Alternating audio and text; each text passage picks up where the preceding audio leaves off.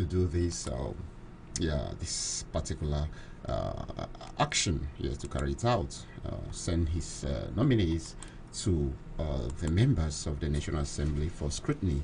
And of course, it's about 17 days to go, and the list is still being awaited in the National Assembly. But confirmation has it that the president has sent the names of the nominees to the EFCC and the DSS, probably for some background checks.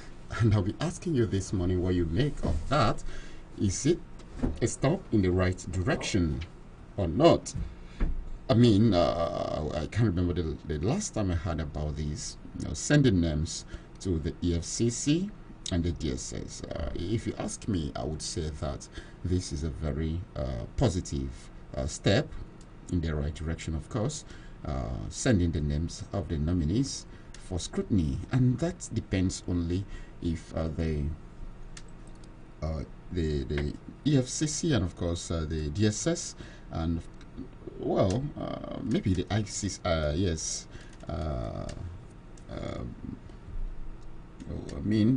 These anti-graft agencies would do a thorough job, because that would actually go a long way in guaranteeing the kind of ministers or the crop of ministers Nigerians actually expect. All right, so I would be giving you that story as covered by some of the tabloids, and coming from the presidency via the spokesperson of the president.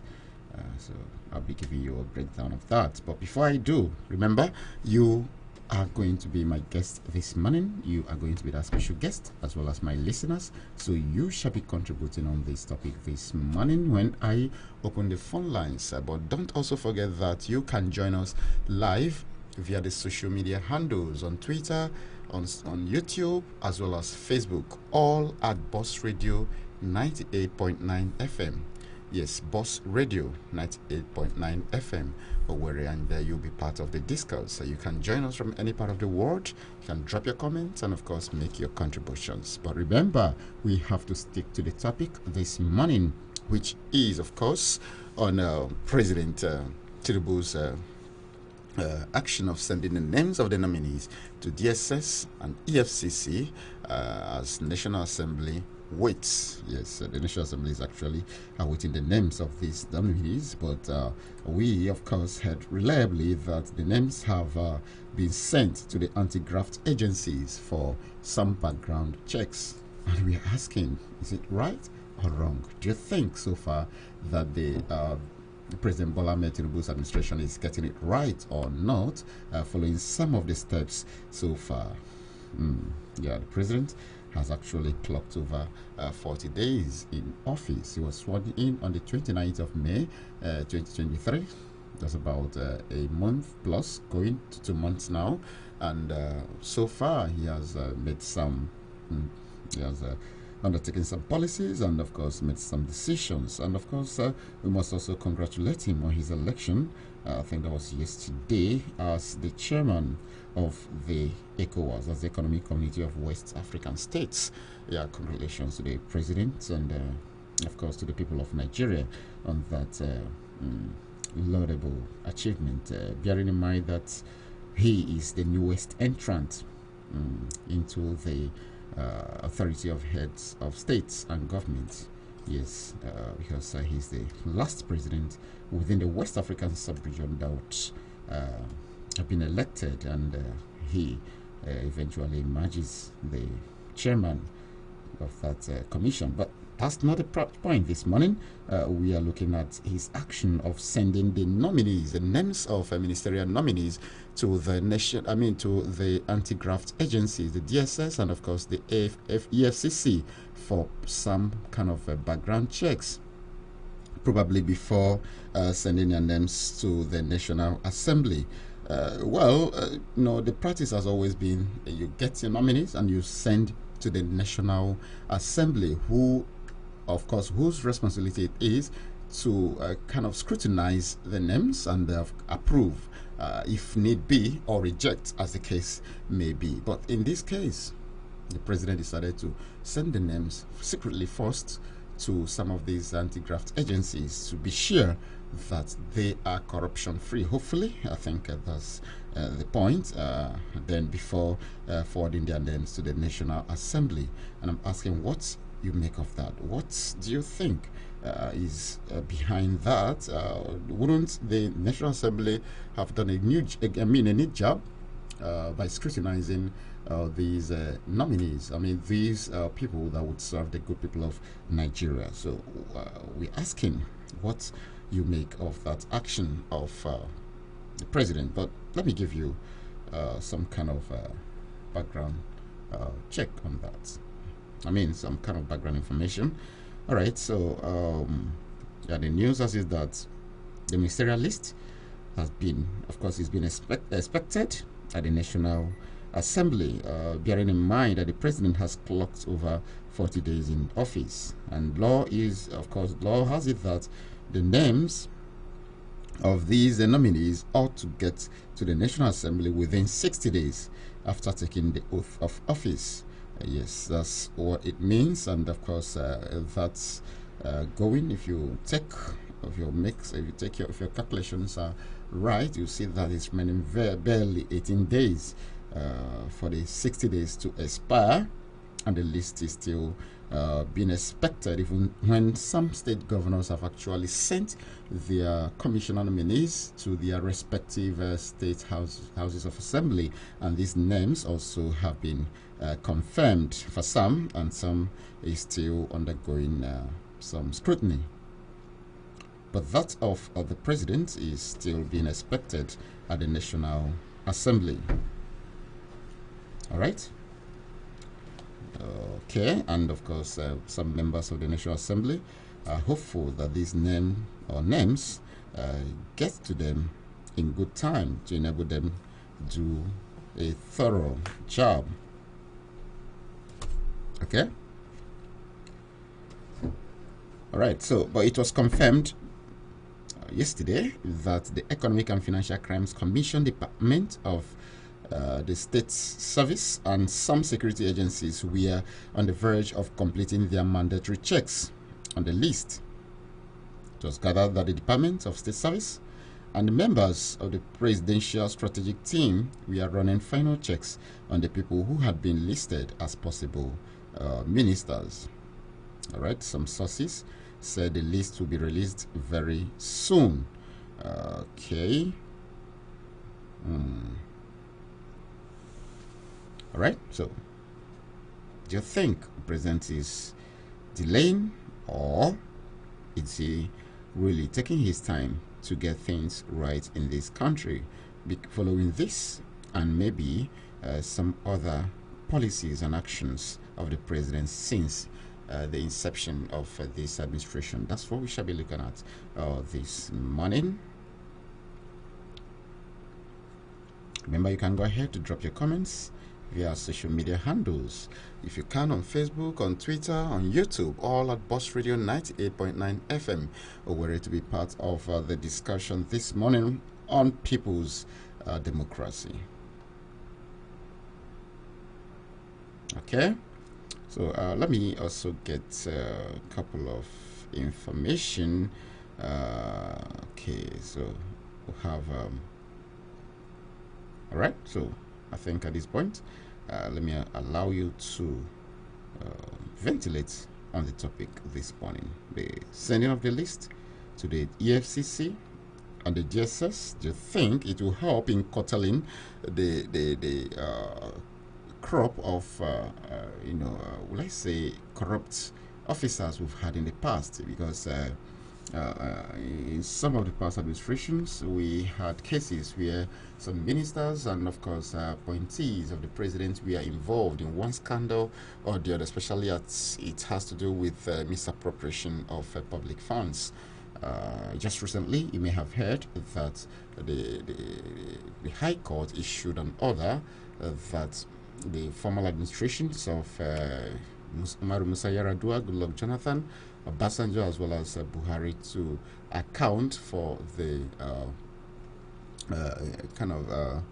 the loots, the refunded loots of the former head of state of Nigeria, Sani Abacha, and so the court issued an order that the current administration should make public the amount of money that was actually recovered, or will I say sent back as Abacha's loot, and the projects they were used for, to enable accountability and transparency. And these previous administrations have also been indicted have been ordered, not really indicted, have been ordered by the High Court to give account of how they spent or utilized the funds. But eventually, some ministers, like the Minister of Finance, Minister of the Attorney General of the Federation, we are also indicted in that order, and of course, they will be joining in the explanation. So you see that it's very important to get it right in terms of ministerial nominees, because when the administration is surrounded by corrupt ministers, then it's going to pose a serious threat to the administration, and we may not be able to get the real dividends of democracy. There's no way that can happen, because even when the president means well, it becomes almost impossible for him to succeed having corrupt people around him. So do you think that this act of sending names to the EFCC and the DSS would help in curtailing corrupt appointees? Do you think it will help to work against, or let's say help in the fight against corruption in the country, and help us to achieve a better result, especially in the current assembly, in the current administration of Renewed Hope? So what do you think? What do you think can happen with this action of the president? All right, so I think at this point I would have to read out the phone line so that you can ventilate on the topic and make your contributions too, because you can also drop your comments, like I said, via our social media handles. You are unable to get those via the phone line. So feel free to drop your comments on our social media handles, on Facebook, on Twitter, and of course YouTube, and we shall take your contributions. All right, the numbers to call are 090 922-29922. Yes, 090-922-29922, or 091-226-77989. I'll take that again, 091-226-77989. The WhatsApp messages can be sent to 0806-999-2999. And of course, when you do call in, please do stick to the topic this morning. And there shouldn't be any name calling whatsoever. All right, let's go to the phone lines right now. Hello, good morning. Good morning. Good morning to you. I'm Chief Ben Okuono. I'm speaking from Awaka. Indeed, the idea of sending names to these security agencies is very, very ideal. In a very sane society where things work normally, there should be dividends arising from the exercise. But unfortunately, in this our country, most of the things don't go through the normal channel. Corruption has been a cankerworm in this country over the years.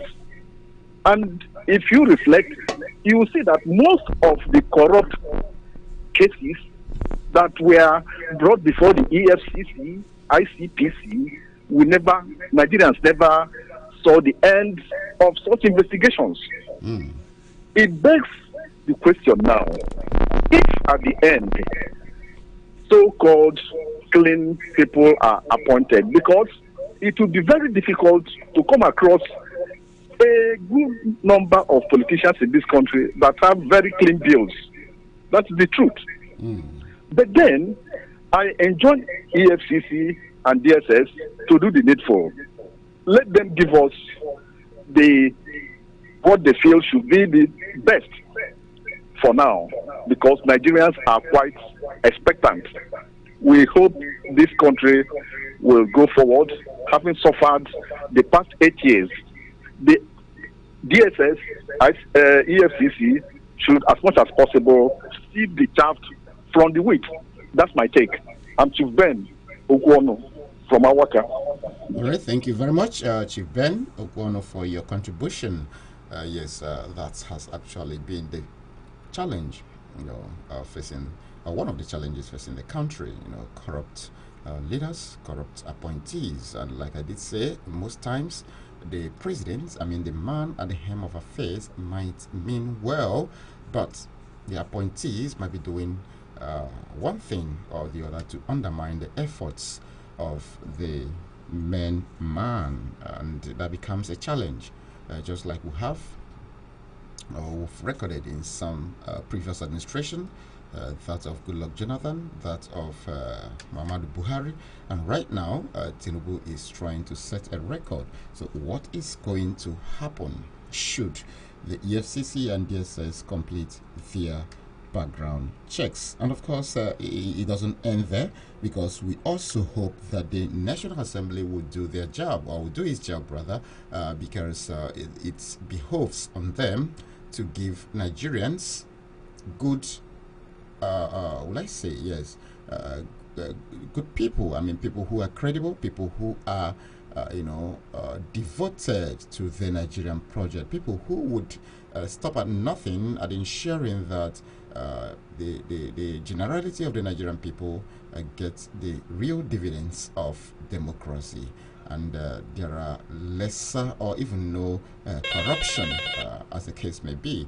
That is actually the work of the National Assembly. We also hope that they do carry out their own job. Good morning. Good morning, my brother. Good morning to you. My name is Herbert, and I call from Port Harcourt Road. All right, Herbert, go on. Thank you. I listened to your intro about the topic, and I think what Mr. President has done is the right thing to do. You have to do a background check on whoever that will serve in your cabinet, whether through EFCC, ICPC, DSS. Just do a background check to know whether the person coming to serve has a credibility and can be trusted by Nigerians, so that you don't have a problem when you are appointed, people start seeing loopholes. So it's a very good one. And coming timely too, I have to commend him for that. It's coming timely. All right. It shows that he's actually prepared to govern. But it doesn't stop people from agitating about the process that brought him to power. That process is still in contest. Exactly. I want the judiciary to do the needful and make sure that that process is really accounted for. If it is the right process, so be it. But if it's not the right process, let the rightful winner be declared as the president. All so right. that Nigerians will have hope in both the electoral system and the judiciary. But whether he's getting it right by making efforts to screen these people, I have to say he's getting it right. All right. Thank you. Thank you, and have a nice day. All right. You too, Herbert. Do have a nice day too. And thanks for your contribution. Yeah, of course, the judiciary is doing its job, and nobody it's going to stop them from doing what is right. Of course, we do hope that they know what is right. But for the meantime, we have a president, and it's important we get concerned with what our president is doing, because Nigeria cannot stand still waiting for what will be the outcome of the judicial process. So I think at this point we'll have a president, and that's what matters, and the country ought to move forward. So we are asking, what do you make of this attempt by the president to send the nominees, the names of the nominees, to the anti-graft agencies for background checks? Do you think it will go a long way in correcting some of the anomalies we've had in the past, or is it going to be business as usual? Well, I think you're the one to tell me that, and of course with your reason to 09092229922 or 09122677989 are the numbers to call to, of course, ventilate on the topic this morning. The names of the ministerial nominees have actually been sent to the anti-graft agencies, and of course, we are hoping that within the week or next, the lists would get to the National Assembly for the the statutory. And of course, the constitutional job of scrutinizing these nominees, with the view to giving Nigerians good people as ministers, and of course as the heads of other agencies, as the case may be. So we're asking what you make of this attempt of the president to send the list of the nominees to the DSS. Will it correct the anomalies? Will it right the wrongs of the yesteryears? Or do you think it's going to be business as usual? 090922 29922 or 091 226 77989 are the numbers to call to make your contributions on today's topic. We've already had some comments already. Yes, one of them coming from. Okay, let me take the one from Datishan Ekawu. Yes, Datishan Obio Ekawu said that nominees list sent to DSS and Efcc who will scrutinize or who did the background check for Tinubu and Shetima. All right, there is God. Anyway, that's your own contribution. And I still have another one coming from the same Datishan. Okay, so good morning. Okay, I'm Datishan Ekawo Obio, listening from Umoferu, Izoba, elites, especially politicians. Okay, trying to take that. Elites, and especially politicians, are the major causes of criminality among young people. Nobody should blame Mesama, because only criminals succeed in Nigerian politics, especially one without certificate or fraudulent certificate. And the only thing the younger generation can learn from one of the southeastern governors is declare me winner first and let's go to court. All right, that's your contribution. Good morning. Hello, good morning. Oh, sorry. I think we lost that. Do well to stage a comeback. That's if you can. 090 922 29922 or 091 226 77989. Yeah, those are actually the numbers to call to make your contributions. Okay, for this morning, I will only take comments from our social media handles. I'm talking about Facebook or maybe our Twitter handles. Those are the places I might take contributions from. The WhatsApp line is yes, it's restricted for now, and let's just limit messages to the social media handles, bearing in mind that you can actually join from any part of the world to be part of this discussion this morning, wherein we are discussing about the names of the nominees that have been sent to the EFCC and of course the DSS for some kind of background checks before releasing them eventually to the National Assembly by the President Bola Ahmed Tinubu. And we're asking what you make of it. Yeah, what do you actually make of that action of the President? Do you consider it a good one? Do you think it is going to help in reducing the level of corruption usually found among leaders, among the political or public office holders? Yes, like I've always said, in most cases, the man at the helm of affairs might actually have good intentions, but the undermining efforts of his appointees or the people around him might go a long way in shattering such a dream or such a plan of giving real governance. And it has happened in the past in Nigeria, and we are asking, what do you make of this action of the president? Remember, we have a couple of minutes to the end of this program, and you have an opportunity to make your contributions. The phone lines are open. You can call to ventilate on the topic this morning. Yes, and don't forget we are looking at the names of the ministerial nominees that have been sent to the EFCC and the DSS, and we're asking what you make of that. What exactly do you think will come out from that? It's going to be a good one, I mean, for Nigerians. All right. Okay. So, like I did say, Nigerians are expecting the ministerial list from the president, bearing in mind that he has clocked over 40 days in office.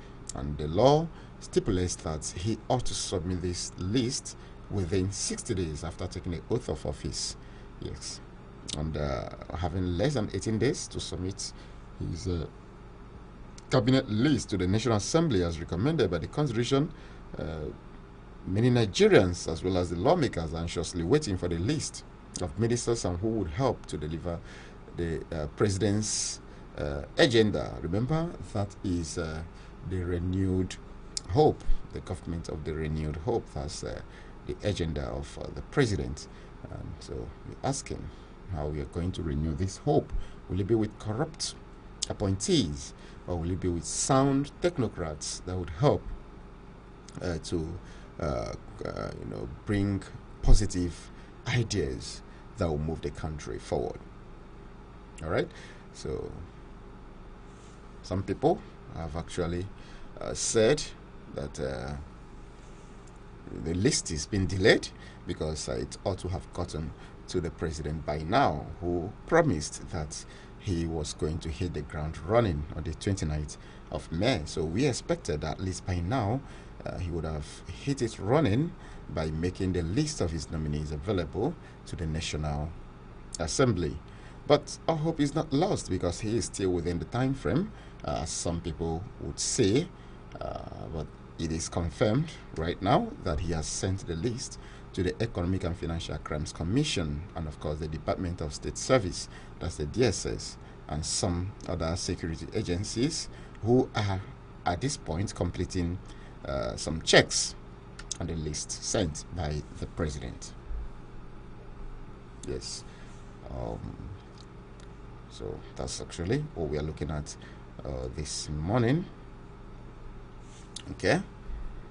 All right. So some people actually have reacted to this action of the president, including the former chief of staff to the former Imo Governor Richard Sokoroja. I'm talking about Mr. Uche Nwosu, who advised the president to ensure that his ministerial list is made up of 60% of technocrats from the private sector and 40% of politicians.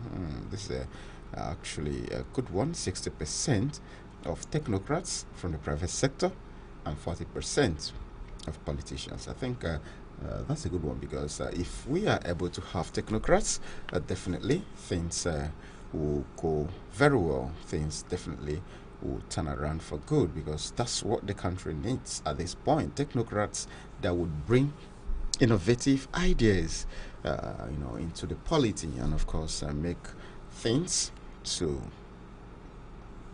at least get to where Nigerians expect them to get. All right. Okay, so what do you make of this? Let's manage to take one or two more calls. Just one or two more calls. I need to be a wrap on People's Democracy right here on Boss Radio 98.9 FM. Remember, this morning we are looking at the names of nominees sent to the DSS and the EFCC as National Assembly waits for the list to be sent to it for scrutiny as constitutionally required. That's what we are looking at this morning, and we're asking what do you make of this action of the president. Do you think it's going to go down well? Do you think it's going to help in bringing about people who are corruption free? I mean, people who have zero or little record of corruption. Yes, and for me, there should even be any dent in anybody that ought to be appointed minister. There should be people who are actually who have been tested, and people who can be trusted by Nigerians, so that it won't be business as usual. It won't be a kind of recycling of errors, which should be tantamount to some kind of vicious circle where we move from where we have been and back, moving back and forth without making any headway. That's not what we expect in this administration. We expect that things will begin to get better, especially as Nigerians have woken up, as Nigerians have realized the need for them to be positively and, of course, actively involved in politics by ensuring they come out to vote, by ensuring that they are at home. I mean, they are up to date with political happenings within the country. I believe that many Nigerians have realized the need for them to be politically informed, because that way they would get to understand where they ought to come in and what to expect from the leaders they've elected. It is important we understand that, because we can't just continue to allow the leaders do whatever they do or they wish, and at the end of the day they go back home and they wait for us after 4 years to re-elect them into office. So right now Nigerians are expecting that those who have been elected will become accountable to the people that elected them, and they should be able to provide the real dividends of democracy. And I think we, at this point, we'll be drawing the curtains, because as a program breathing somewhere, there's the morning discuss, which is coming up next.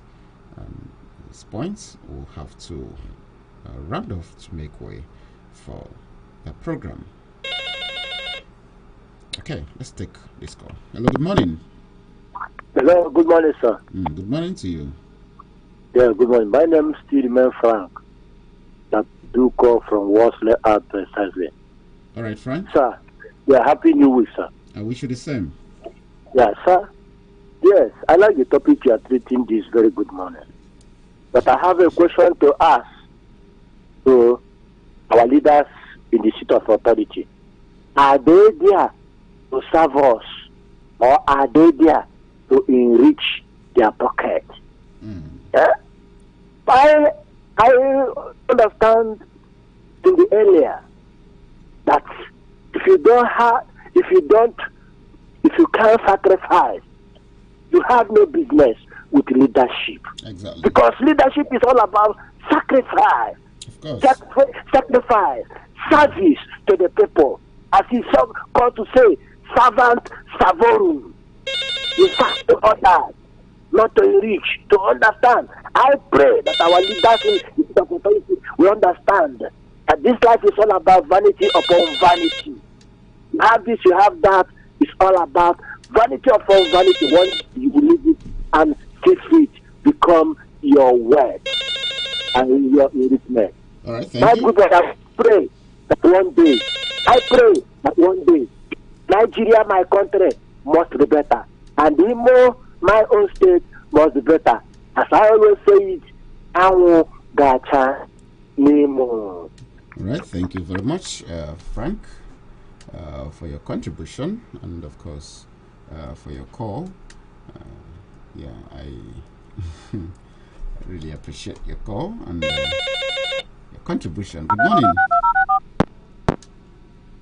Yeah, good morning, my beloved brother, and happy new week. Good morning to you. This is John Nass, that call from the Tinubu. We are only praying that we should have institutions that will work for people to elect whom they feel is their leader. You know, when someone strives, just as we are under media now, if you strive to get that job, you will struggle to protect that job, because you know what it takes you to get the job. That is the problem we have in Nigeria election. You know, INEC and security agency disappointed us so much. It's the way the masses registered. They said we have 93 million people who have their PVC. If you look at what Mr. current president today used to win, Atiku and Obi and Kwankwaso, you will find out that we don't have up to 30 million that voted them in. So if institutions like this allow people to give their vote the way it could have been, exactly, and they elect their leaders, by now, 40 days of this new administration, things could have been happening. Those policies we see today that is returning to be punishment to the people could have not been.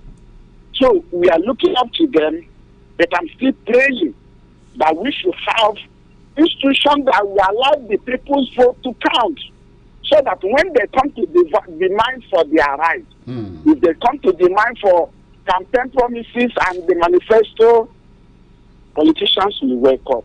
But for now, people will seek to force themselves into power, and I don't know what they will be able to give, despite however you look at it. Thank you and God bless. All right, thank you, Bro Nnamdi, for your contribution. And of course, that's actually the last we can take, the last call for today's People's Democracy. We wish you could be with us, because we can't take more calls for now.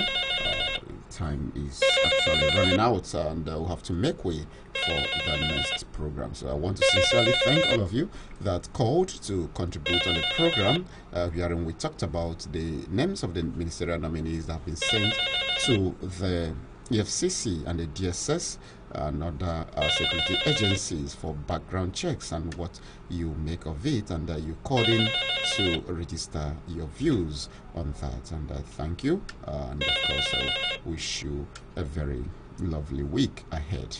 Remember, up next is Morning Discuss. Please stay tuned, and my name remains Eustace Okere.